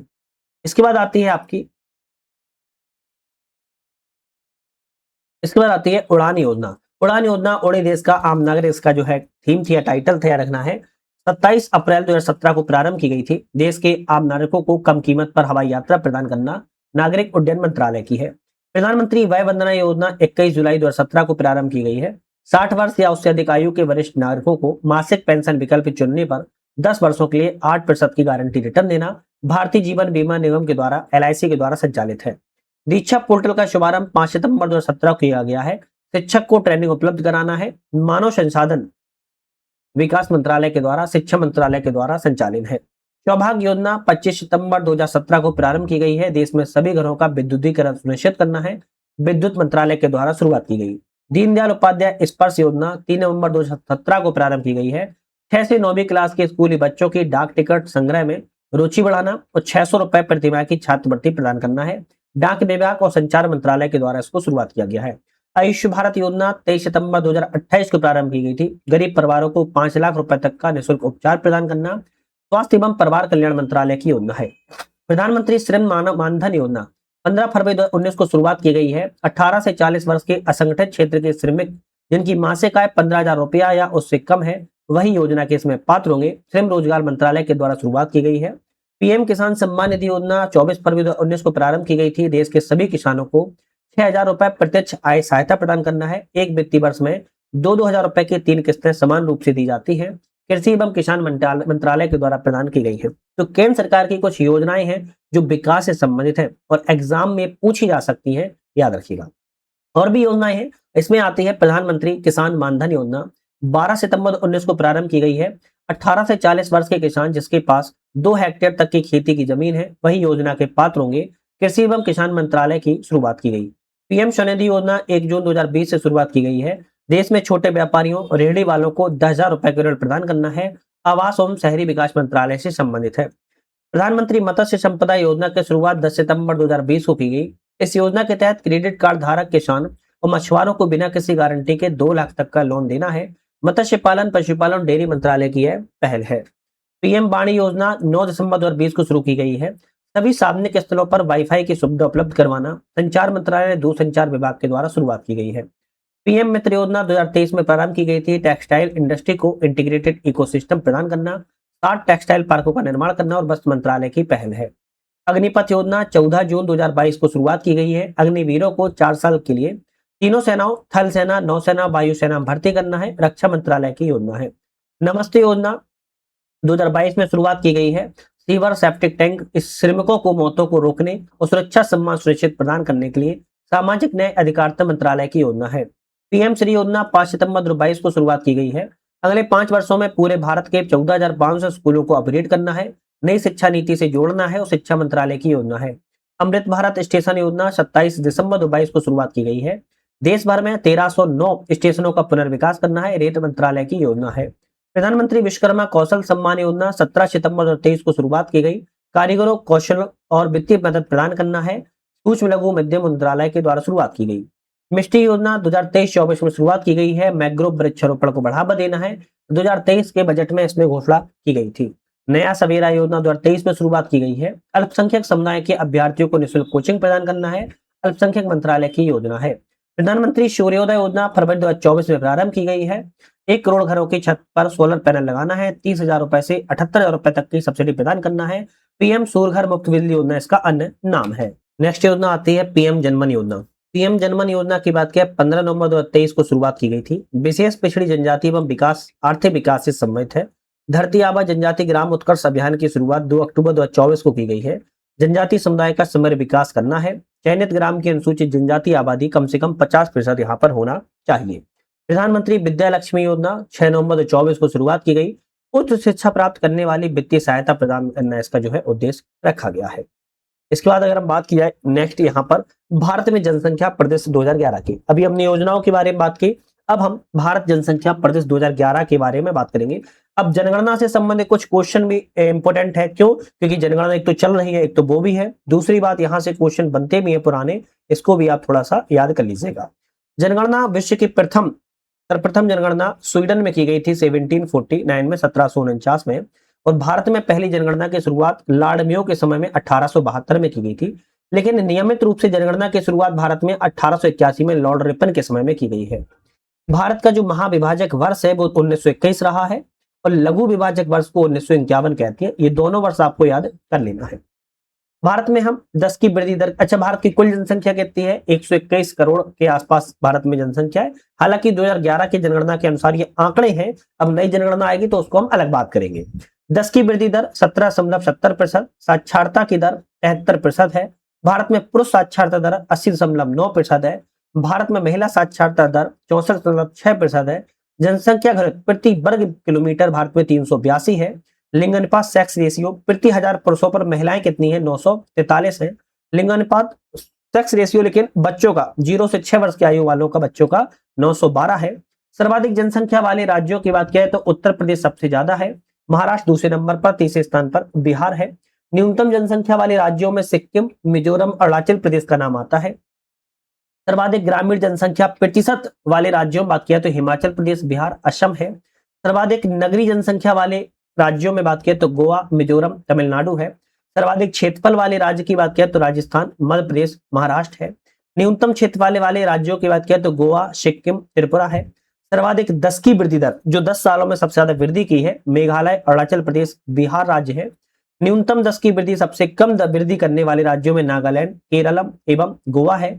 सर्वाधिक लिंग अनुपात जहां पर सेक्स रेशियो सबसे ज्यादा है वो केरल 1084, तमिलनाडु फिर आंध्र प्रदेश है। सबसे कम लिंग अनुपात वाले राज्यों में बात किया है, हरियाणा का सबसे कम है केवल 879, फिर जम्मू कश्मीर, सिक्किम का है। सर्वाधिक शिशु लिंग अनुपात वाले राज्यों में अरुणाचल प्रदेश, मिजोरम, मेघालय है। न्यूनतम शिशु लिंग अनुपात वाले राज्यों में हरियाणा, पंजाब एवं जम्मू कश्मीर है। इसके बाद सर्वाधिक साक्षरता सबसे ज्यादा पढ़े लिखे राज्यों में बात किया है तो केरल, मिजोरम, त्रिपुरा है। सबसे कम साक्षरता वाले राज्यों में बिहार, अरुणाचल प्रदेश एवं राजस्थान है। सर्वाधिक घनत्व वाले राज्यों में सबसे ज्यादा घनत्व कहां पर है? बिहार में 1106 है, फिर पश्चिम बंगाल, केरल है। न्यूनतम जनसंख्या घनत्व वाले राज्यों में बात करें तो अरुणाचल प्रदेश 17, मिजोरम एवं सिक्किम है। सर्वाधिक नगरीय जनसंख्या वाले राज्य में बात करें तो महाराष्ट्र पहले स्थान पर, दूसरे स्थान पर उत्तर प्रदेश, तीसरा तमिलनाडु का है। न्यूनतम नगरीय जनसंख्या वाले राज्यों में पहला सिक्किम, दूसरा आंध्र प्रदेश, तीसरा नागालैंड है। सर्वाधिक एससी की जनसंख्या वाला राज्य पंजाब राज्य है। सर्वाधिक एससी की जनसंख्या वाला राज्य प्रतिशत में बात किया है तो आप कहेंगे पंजाब है, और एससी की जनसंख्या वाला राज्य की बात किया है तो आप कहेंगे उत्तर प्रदेश है, जहां पर 4 करोड़ से ज्यादा जनसंख्या है। न्यूनतम एससी की जनसंख्या वाला राज्य मिजोरम है। सर्वाधिक एसटी जनसंख्या वाला राज्य मध्य प्रदेश है, जहां पर 2.5 करोड़ से ज्यादा जनसंख्या एसटी की है। सर्वाधिक एसटी जनसंख्या प्रतिशत वाले राज्य में बात किया तो मिजोरम है, 94% राज्य जनसंख्या है, और न्यूनतम एसटी जनसंख्या वाला राज्य आप कहेंगे हरियाणा है। तो आपका ये क्या था? जनसंख्या परिदृश्य के बारे में बातें हैं जो मोस्ट इंपोर्टेंट यहाँ पर रहती है। अब आता है GST, goods and service tax के बारे में। जीएसटी सभी को पता होगा, आज वर्तमान में हर इंसान जीएसटी देता है, और जीएसटी आज के समय में इतना इंपोर्टेंट हो गई है कि प्रत्येक चीज में लगते लगते और हमें याद भी हो चुकी है। लेकिन जीएसटी से संबंधित कुछ फैक्ट है, उनको याद कर लेते हैं।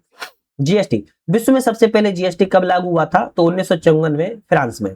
भारत का कौन सा देश बना है जीएसटी लागू करने वाला? 1 जुलाई 2017 को 161वां सदस्य देश। भारत में जीएसटी के जनक कौन है? अटल बिहारी वाजपेयी। जीएसटी कर का प्रकार कैसा है? अप्रत्यक्ष कर है। जीएसटी मॉडल कनाडा से प्रेरित है। जीएसटी विधेयक 122वां संविधान संशोधन विधेयक लाया गया था। जीएसटी लागू संशोधन 101वां संविधान संशोधन के साथ आया था। जीएसटी की सिफारिश विजय केलकर समिति के द्वारा लाई गई थी। आर्थिक सलाहकार के सदस्य कौन है? आईजी पटेल, बिमल जालन और सारा रंजन है। जीएसटी प्रारूप समिति के अध्यक्ष की बात किया है असीम दास गुप्ता समिति है। जीएसटी पर रिपोर्ट पेश करने वाले यशवंत सिन्हा है। जीएसटी राज्यसभा से पारित कब हुआ? 3 अगस्त 2016 को। जीएसटी लोकसभा से पारित कब हुआ? 8 अगस्त 2016 को। जीएसटी से राष्ट्रपति से पारित कब हुआ? 8 सितंबर 2016 को। सबसे पहले लागू कहां पर हुआ था? असम एवं बिहार राज्य में। और सबसे अंतिम में लागू जीएसटी कहां हुआ? जम्मू कश्मीर राज्य में। जीएसटी में शामिल अप्रत्यक्ष कर कितने हैं? 17 अप्रत्यक्ष कर हैं। जीएसटी में शामिल अधिभार कितने हैं? आपके 23 अधिभार हैं। जीएसटी का नारा क्या है? One nation one tax one market, एक राष्ट्र एक टैक्स और एक मार्केट के साथ जो है नारा है। जीएसटी संबंधित आर्टिकल, अनुच्छेद 246 ए, संसद को जीएसटी पर विधि का अधिकार है। अनुच्छेद 269 ए, जीएसटी की उगाही और विभाजन के बारे में। और 279 ए आर्टिकल जीएसटी परिषद के बारे में। ये तीनों आर्टिकल्स इंपोर्टेंट हैं। इसके बाद आता है जीएसटी कर के स्लैब।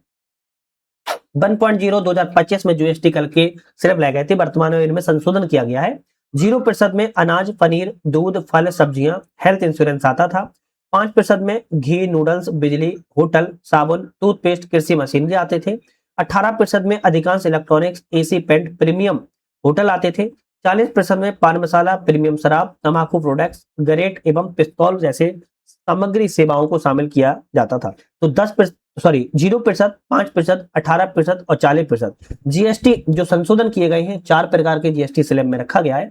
हालांकि 0% को हटा दिया जाए तो 3% ही स्लैब में आती है। कुछ फैक्ट है, जैसे शराब, पेट्रोल, डीजल, कच्चा तेल, प्राकृतिक गैस और जेट फ्यूल को जीएसटी से बाहर रखा गया है। इन पर अभी राज्यों को अपने हिसाब से वैट लगाने का अधिकार दिया गया है। आपने देखा होगा यूपी में पेट्रोल डीजल सस्ता रहता है, जबकि वहीं एमपी में पेट्रोल डीजल महंगा रहता है। क्यों? क्योंकि अलग अलग राज्य उस पर अपने हिसाब से वैल्यू एडिशन टैक्स जो है वैट टैक्स लगाते हैं। प्रीसियस स्टोन एंड डायमंड पर 0.25% टैक्स लगता है जीएसटी। और प्रीसियस मेटल गोल्ड सिल्वर पर 3% का टैक्स जो है लगता है। अब जीएसटी परिषद के बारे में कुछ बात करें। जैसे जीएसटी का मुख्यालय नई दिल्ली में है। जीएसटी का गठन कब किया गया था? 12 सितंबर 2016 को। जीएसटी की पहली बैठक कब हुई थी? 22 सितंबर 2016 को। कुल सदस्य कितने हैं? 33 सदस्य होते हैं। जीएसटी का अध्यक्ष कौन होता है? वित्त मंत्री होता है। जीएसटी में उपाध्यक्ष राज्य सरकार के मंत्रियों के बीच निर्वाचित होते हैं। जीएसटी का सदस्य सभी राज्यों के वित्त मंत्री केंद्रीय वित्त राज्य मंत्री होते हैं। जीएसटी का प्रथम अध्यक्ष अरुण जेटली थे। जीएसटी के वर्तमान अध्यक्ष निर्मला सीतारमण है। अच्छा, जीएसटी के प्रकार है, जैसे CGST central goods and service tax जिसे कहते हैं। SGST state goods and service tax कहते हैं। IGST integrated goods and service tax कहते हैं। UTGST union territory goods and service tax कहते हैं। आपका सेंट्रल का हो गया, केंद्र का, स्टेट राज्य का हो गया। आईजीएसटी इंटीग्रेटेड, दो राज्यों के बीच में, केंद्र शासित प्रदेश राज्य के बीच में इंटीग्रेटेड टैक्स हो गया। और यूनियन टेरिटरी टैक्स आपका केंद्र शासित प्रदेश का टैक्स हो जाता है। जीएसटी में वस्तुओं और सेवाओं को लगने वाले एकीकृत कर है। जीएसटी प्रत्येक वर्ष 1 जुलाई को मनाया जाता है। जीएसटी का उद्देश्य दोहरे कर को समाप्त करना है। विश्व में भारत 161वां देश है जहां पर जीएसटी लागू किया गया है। जीएसटी के पहले ब्रांड एम्बेसडर अमिताभ बच्चन थे। और जीएसटी नंबर में 15 अंक होते हैं, ये भी याद रखना है। तो जीएसटी सबसे पहले कहां पर 1954 में फ्रांस में लाया गया था, याद रखना है। अब आता है भारत के प्रमुख राज्यों के टैग के बारे में। अच्छा, ज्योग्राफिकल इंडिकेशन टैग जिसे कहते हैं, भौगोलिक संकेतक, अतुल्य भारत की अमूल्य निधि जिसे कहा जाता है। जीआई टैग के बारे में, क्योंकि आज के समय में जीआई टैग बहुत दिए जा रहे हैं। जीआई टैग क्या होता है? किसी उत्पाद की उत्पत्ति को पहचानने के लिए एक संकेतक के रूप में दिए जाने वाले चीज को जीआई टैग कहते हैं। वस्तु पंजीकरण संरक्षण एक्ट 1999 के अनुसार जारी किया जाता है। वाणिज्यिक और उद्योग मंत्रालय द्वारा दिया जाता है। भारत में सर्वाधिक जीआई टैग उत्तर प्रदेश राज्य के पास है। प्रथम जीआई टैग 2004 में दार्जिलिंग चाय को दिया गया था। तो कुछ ये 5 से 6 फैक्ट थे। अब हम बात करेंगे अलग अलग राज्यों के जीआई टैग के बारे में। जैसे लद्दाख वो पश्मीना ऊन, लेह बेरी जीआई टैग। अच्छा, ये तो कुछ है जो इंपोर्टेंट है, बाकी और भी है। आप जहां पढ़ना हो तो आप नेट से भी सर्च जो है कर लीजिएगा, क्योंकि आपको उस तरीके से ज्यादा मिल जाएंगे। लद्दाख में पश्मीना ऊन, लेह बेरी इंपोर्टेंट है, जीआई टैग दिया गया है। जम्मू कश्मीर को जीआई टैग रामबन अनारदाना, भद्रवाही राजमा, रामबन सुलाई शहद, बसोहली पेंटिंग को जीआई टैग मिला है। उत्तराखंड की थुलमा, मनुसियारी राजमा, एपन, टामटा उत्पाद, रिंगाल क्राफ्ट, भोटिया दान, चूरा तेल को जीआई टैग दिया गया है। हिमाचल प्रदेश की कुल्लू सॉल, हिमाचली काला जीरा, हिमाचली चुल्ली तेल को जीआई टैग मिला है। पंजाब से फुलकारी शिल्प को जीआई टैग दिया गया है। राजस्थान से बंदेज कला जोधपुर, सोजत मेहंदी, बीकानेरी भुजिया, ब्लू पॉन्ट्री डेकोरेटिव, बंगरू प्रिंट, मोलेला मिट्टी की वस्तुओं को जीआई टैग दिया गया है। गुजरात से अजरक की प्रिंट, पिथौरा पेंटिंग्स, जामनगरी बंदनी, केसर आम, भलिया गेहूं को जीआई टैग दिया गया है। मध्य प्रदेश से चंदेरी साड़ी, बाघ प्रिंट, महेश्वरी साड़ी, गोंडी चित्रकला, बाटिक प्रिंट, किन्नौर चावल, कड़कनाथ मुर्गे को जीआई टैग दिया गया है। छत्तीसगढ़ से बस्तर डोकरा, चंपा सिल्क, जीरा जीरा फूल चावल, नगरी दुबराज को जीआई टैग दिया गया है। उत्तर प्रदेश तिरंगा बर्फी, सांची क्राफ्ट, अमरोहा ढोलक, जलेसर सिल्क, बाराबंकी हथकरघा, मैनपुरी तारकासी, Banarasi silk, Chunar glaze pottery को जीआई टैग मिल चुका है। बिहार से सिक्की घास वर्क, मिथिला मखाना, मगही पान, शाही लीची, मरचा चावल, मधुबनी पेंटिंग को जीआई टैग दिया गया है। महाराष्ट्र में बार्ली पेंटिंग्स, करवट काठी साड़ियां, नवातुर तुअर दाल को जीआई टैग मिला है। कर्नाटक में बिदरी क्राफ्ट, सुंदर लंबानी बढ़ाई, सिरसी सुपारी, गुलाबी प्याज, कुर्ग संतरा, चंदन पेड़, इशाद आम को जीआई टैग दिया गया है। गोवा से बेम्बिका, मन कुराड़ आम, काजू और फेनी को जीआई टैग मिला है। केरल से मालाबार काली मिर्च, Malabar arabica coffee, Malabar robusta coffee, Alleppey eri इलायची, मयूर गुड़ को जीआई टैग मिला है। तमिलनाडु से सलेम सागो साबूदाना, एरोड़ हल्दी, चेदी बूटा साड़ी, आथुर पान, मेटी केला, टोडा कढ़ाई को जीआई टैग मिला है। आंध्र प्रदेश से मंगलगिरी साड़ियां, अराकू वैली कॉफी, मछलीपट्टनम कलमकारी, तिरुपति लड्डू को जीआई टैग मिला है। तेलंगाना से पोचमपल्ली एकत, आदिलाबाद ढोकला और तंदूर लाल चना को जीआई टैग मिला है। पश्चिम बंगाल से दार्जिलिंग चाय, कादिया साल साड़ी, टांगेल साड़ी, गोविंद भोग चावल, कुशमुंडी पखोड़ा, शांति निकेतन लेतर गोड्स और बालचुरी साड़ी को जीआई टैग दिया गया है। झारखंड से सोहेरा पेंटेस को जीआई टैग मिला है। उड़ीसा से कंधमाल हल्दी, खंडुआ साड़ी, बोंकाई साड़ी, संबलपुरी बंथा, कोटपट, पट्टचित, रसगुल्ला, कढ़ाई काई चीनी को जीआई टैग मिला है। त्रिपुरा से रिगनाई पचरा, रिसा पोशाक, क्वीन अनानास को जीआई टैग मिला है। असम से मुगा सिल्क, जोहा चावल, चौकुवा चावल, ऑर्थोडॉक्स चाय, मंजुली मुखोटा, पांडुलिपि पेंटिक्स को जीआई टैग मिला है। इसी तरह मिजोरम से मिजो मिर्च को जीआई टैग मिला है। मणिपुर की कचाई नींबू और हाथी मिर्च को जीआई टैग मिला है। सिक्किम से बड़ी इलायची को जीआई टैग मिला है। नागालैंड से चंखे सांग सॉल, नगा ट्री टमाटर को जीआई टैग मिला है।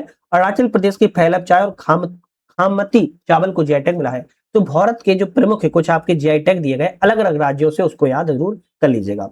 अर्थव्यवस्था से कुछ विविध आपके मिसलेनियस क्वेश्चन है, इसको भी हम बात कर लेते हैं जो इंपॉर्टेंट है। जैसे एफपीओ मार्क आता है। अब एफपीओ मार्क क्या होता है? एफपीओ मार्क भारत में बेचे जाने वाले सभी प्रसंस्कृत फलों के उत्पादों पर एफपीओ चिन्ह अनिवार्य होता है, जैसे कि डिब्बाबंद फ्रूट जूस, फ्रूट जैम, अचार आदि पर जो है एफपीओ मार्क लगाया जाता है।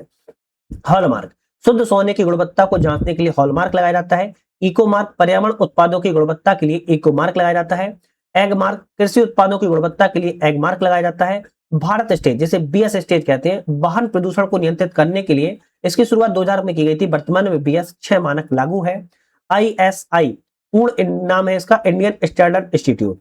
इसे आईएसआई मार्क भी कहते हैं। औद्योगिक कंपनियों पर गुणवत्तापूर्ण उत्पाद के लिए प्रदान किया जाता है। बेसल मानक अंतरराष्ट्रीय बैंकिंग नियमों और मानदंडों का एक समूह होता है। BEE mark bureau of energy efficiency, इसकी शुरुआत मई 2006 में की गई थी। एक वर्ष में बिजली की खपत करने वाले उपकरणों को यह रेटिंग दी जाती है। पीयूसी इसका पूरा नाम पॉल्यूशन अंडर कंट्रोल है। मोटर वाहन अधिनियम 1988 के अनुसार प्रत्येक वाहन पर पीयूसी प्रमाण पत्र जारी करना आवश्यक है। आईएसओ क्या है? आईएसओ इसका पूर्ण नाम इंटरनेशनल स्टैंडर्ड ऑर्गेनाइजेशन है, जिसका मुख्यालय जिनेवा में है। अन्य प्रकार के सर्टिफिकेट प्रदान करता है। आईएसओ 9000 गुणवत्ता प्रबंधन के लिए, आईएसओ 14000 पर्यावरण प्रबंधन के लिए, आईएसओ 22000 खाद्य सुरक्षा प्रबंधन के लिए, आईएसओ 26000 सामाजिक उत्तरदायित्व के लिए, आईएसओ 27000 सूचना सुरक्षा प्रबंधन के लिए, आईएसओ 31000 आपदा प्रबंधन के लिए, आईएसओ 50001 ऊर्जा प्रबंधन के लिए। तो आईएसओ प्रमाण पत्र कई सारे होते हैं। फसाई स्थापना 5 अगस्त 2008 को की गई थी। खाद्य सुरक्षा मानक अधिनियम 2006 के तहत खाद्य उत्पादों पर गुणवत्ता और सुरक्षा मानक निर्धारित इसके द्वारा जो है किए जाते हैं, फसाई के द्वारा। अब यहाँ पर आता है मानव विकास सूचकांक और प्रमुख अंतरराष्ट्रीय सूचकांक। मानव विकास सूचकांक राष्ट्रीय संयुक्त पर्यावरण कार्यक्रम यूएनडीपी के द्वारा 1990 में प्रकाशित किया गया था। इसका प्रतिपादन पाकिस्तानी अर्थशास्त्री महबूब अल हक के द्वारा किया गया है।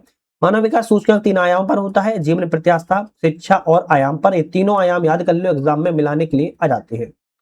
विश्व के कुछ प्रमुख अंतरराष्ट्रीय सूचकांक है। कौन जारी करता है? बात क्या है? मानव विकास सूचकांक को संयुक्त राष्ट्र विकास कार्यक्रम, सतत विकास सूचकांक को संयुक्त राष्ट्र संघ, ग्लोबल हंगर इंडेक्स को वेल्ट हंगर हिल के, concern world wide, global innovation index को वैश्विक बौद्धिक संपदा संगठन, खाद्य सुरक्षा सूचकांक को इकोनॉमिक इंपैक्ट, वैश्विक शांति सूचकांक, आर्थिक शांति संगठन, विश्व प्रेस स्वतंत्रता सूचकांक को, रिपोर्ट्स विदाउट बॉर्डर्स, लोकतंत्र सूचकांक को, इकोनॉमिक इंटेलिजेंस यूनिट, भ्रष्टाचार धारणा सूचकांक को, ट्रांसपेरेंसी इंटरनेशनल, विश्व खुशहाली सूचकांक को, सस्टेनेबल डेवलपमेंट सॉल्यूशन नेटवर्क, वैश्विक लैंगिक अंतर सूचकांक को, विश्व आर्थिक मंच, पर्यावरण प्रदर्शन सूचकांक, विश्व आर्थिक मंच, एनर्जी ट्रांजिशन इंडेक्स, विश्व आर्थिक मंच, वैश्विक जलवायु परिवर्तन सूचकांक जर्मन वॉच के द्वारा जारी। कुछ आपके इंडिकेटर्स है, कौन जारी करता है इसके बारे में हमने बात की। आप चाहो तो एक एक करके इसके नेट से भी पढ़ सकते हो। कुछ राष्ट्रीय सूचकांक के बारे में बात किया है, जैसे सतत विकास एसडीजी नीति आयोग जारी करता है भारत में, निर्यात तैयारी सूचकांक भी नीति आयोग जारी करता है, राष्ट्रीय बहुआमी गरीबी सूचकांक नीति आयोग जारी करता है, स्वच्छता सर्वेक्षण केंद्रीय आवास शहरी कार्य मंत्रालय जारी करता है, राज्य खाद्य सुरक्षा सूचकांक फसाई के द्वारा जारी किया जाता है, स्वच्छ वायु सर्वेक्षण केंद्रीय पर्यावरण वन जलवायु परिवर्तन के द्वारा जारी किया जाता है। अच्छा, कुछ शब्दावली है, कुछ शब्दावली क्या है जो एग्जाम में आती है, जैसे गिफिन वस्तुएं। गिफिन वस्तुएं किसे कहते हैं? उपभोक्ता की आय बढ़ने पर जिन वस्तुओं की मांग कम हो जाती है उसे गिफिन वस्तुएं कहा जाता है। हीनार्थ प्रबंधन किसे कहते हैं? सरकार के संभावित खर्च उसकी संभावित आय से अधिक होने पर उनको पूरा करने के लिए सरकार जो उपाय करती है उसे हीनार्थ प्रबंधन कहा जाता है। प्राइमरी गोल्ड किसे कहते हैं? 24 कैरेट शुद्ध सोने को प्राइमरी गोल्ड कहा जाता है। डंपिंग किसे कहते हैं? यदि कोई देश उत्पादन लागत से कम दाम पर वस्तुओं को अन्य देशों में बेचता है उसे डंपिंग कहा जाता है। चाइना भारत में इसी तरह चीजों को बेचता है। ब्लू इकोनॉमी कैसे कहते हैं? देश की अर्थव्यवस्था को समुद्री क्षेत्र से जोड़ना ब्लू इकोनॉमी कहा जाता है। ब्लू इकोनॉमी की अवधारणा बेल्जियम के अर्थशास्त्री गुंटूर पोली ने 2010 में दी थी। एसडीआर को विशेष आहरण अधिकार कहा जाता है। आईएमएफ के द्वारा आधिकारिक 5 देशों की मुद्राओं को एसडीआर बास्केट ऑफ करेंसी कहा जाता है। अमेरिकी डॉलर, यूरोप का यूरो, चीन की रेनमिनबी, जापानी येन और ब्रिटेन का पाउंड इसमें शामिल है। पी नोट्स किसे कहते हैं? ऐसी विदेशी निवेशक जो भारत के स्टॉक मार्केट में पैसा लगाना चाहते हैं, सेबी के पास रजिस्टर्ड नहीं होता है, उसे पी नोट्स के द्वारा पैसों का निवेश कर सकते हैं। एफडीआई फॉरेन डायरेक्ट इन्वेस्टमेंट, किसी देश की कंपनी के द्वारा दूसरे देश में किया गया निवेश को निवेश प्रत्यक्ष विदेशी निवेश जो है कहलाता है। उदाहरण बॉलमोट कंपनी के द्वारा भारत में किया गया निवेश। एफपीआई किसे कहा जाता है? फॉरेन पोर्टफोलियो इन्वेस्टमेंट, जब कोई विदेशी निवेशक शेयर मार्केट के माध्यम से हमारी अर्थव्यवस्था में निवेश करता है उसे पोर्टफोलियो निवेश कहलाता है। जैसे euro Pacific growth, Franklin investment आदि ब्रोकर के साथ द्वारा किया गया निवेश। मुद्रास्फीति इन्फ्लेशन, जब मुद्रा का मूल्य घटता है कीमतें बढ़ जाती हैं उसे मुद्रास्फीति इन्फ्लेशन कहा जाता है। थोड़ी मात्रा में मुद्रास्फीति अर्थव्यवस्था के लिए फायदेमंद होती है। मुद्रास्फीति ऋण लेने वाले को फायदा और ऋण देने वाले को घाटा होता है। अपस्फीति डिफ्लेशन, जब अर्थव्यवस्था में वस्तुओं और सेवाओं की तुलना में मुद्रा की मात्रा कमी हो जाती है तो उसे अपस्फीति कहा जाता है। सस्ते होने पर भी चीजें नहीं बिकती, आर्थिक मंदी भी इसे कहा जाता है। स्टैगफ्लेशन, मुद्रास्फीति प्लस अपस्फीति आने पर स्टैगफ्लेशन की स्थिति बन जाती है। मुद्रा संस्फीति किसे कहती है? जब अर्थव्यवस्था में आर्थिक मंदी से निपटने के लिए सरकार कीमतों में धीरे धीरे बढ़ाती है तो उसे रिफ्लेशन कहा जाता है। विस्फीति कैसे कहते हैं? जब बढ़ी हुई कीमतों को सरकार के द्वारा नियंत्रित किया जाता है उसे डिसइन्फ्लेशन कहा जाता है। विदेशी मुद्रा भंडार, देश के कुल विदेशी मुद्रा भंडार के 4 महत्वपूर्ण आयाम है। भारतीय रिजर्व बैंक के पास विदेशी मुद्रा परिसंपत्ति, आरबीआई के स्वर्ण भंडार, सरकार की एसडीआर राशि, आईएमएफ में रिजर्व ट्रांसपोजिशन जिसे आरटीपी कहा जाता है। तो आज हमने यहाँ पर इकोनॉमी के सभी चैप्टरों को कंप्लीट कर लिया है स्टैटिक जीके के माध्यम से। अब जैसे कि हमने आपको बताया था कि हमारा ऐप आ चुका है, इसका नाम है यूपीएससी नर। इस ऐप पर चले जाना है, आपको स्टैटिक जीके वाला मिल जाएगा आपको ऑप्शन, वहां पर आप कोर्स पे जाओगे, फ्री है, वहां पर पीडीएफ डाउनलोड कर सकते हो। बाकी और भी कोर्स चल रहे हैं उनको भी आप लोग ज्वाइन कर सकते हो। बाकी कोई परेशानी हो, कोई भी दिक्कत हो तो आप मुझे टोल फ्री नंबर पर कॉल एक बार कर लीजिएगा। बाकी नेक्स्ट वीडियो में हम साइंस से संबंधित बात करेंगे। तब तक के लिए धन्यवाद।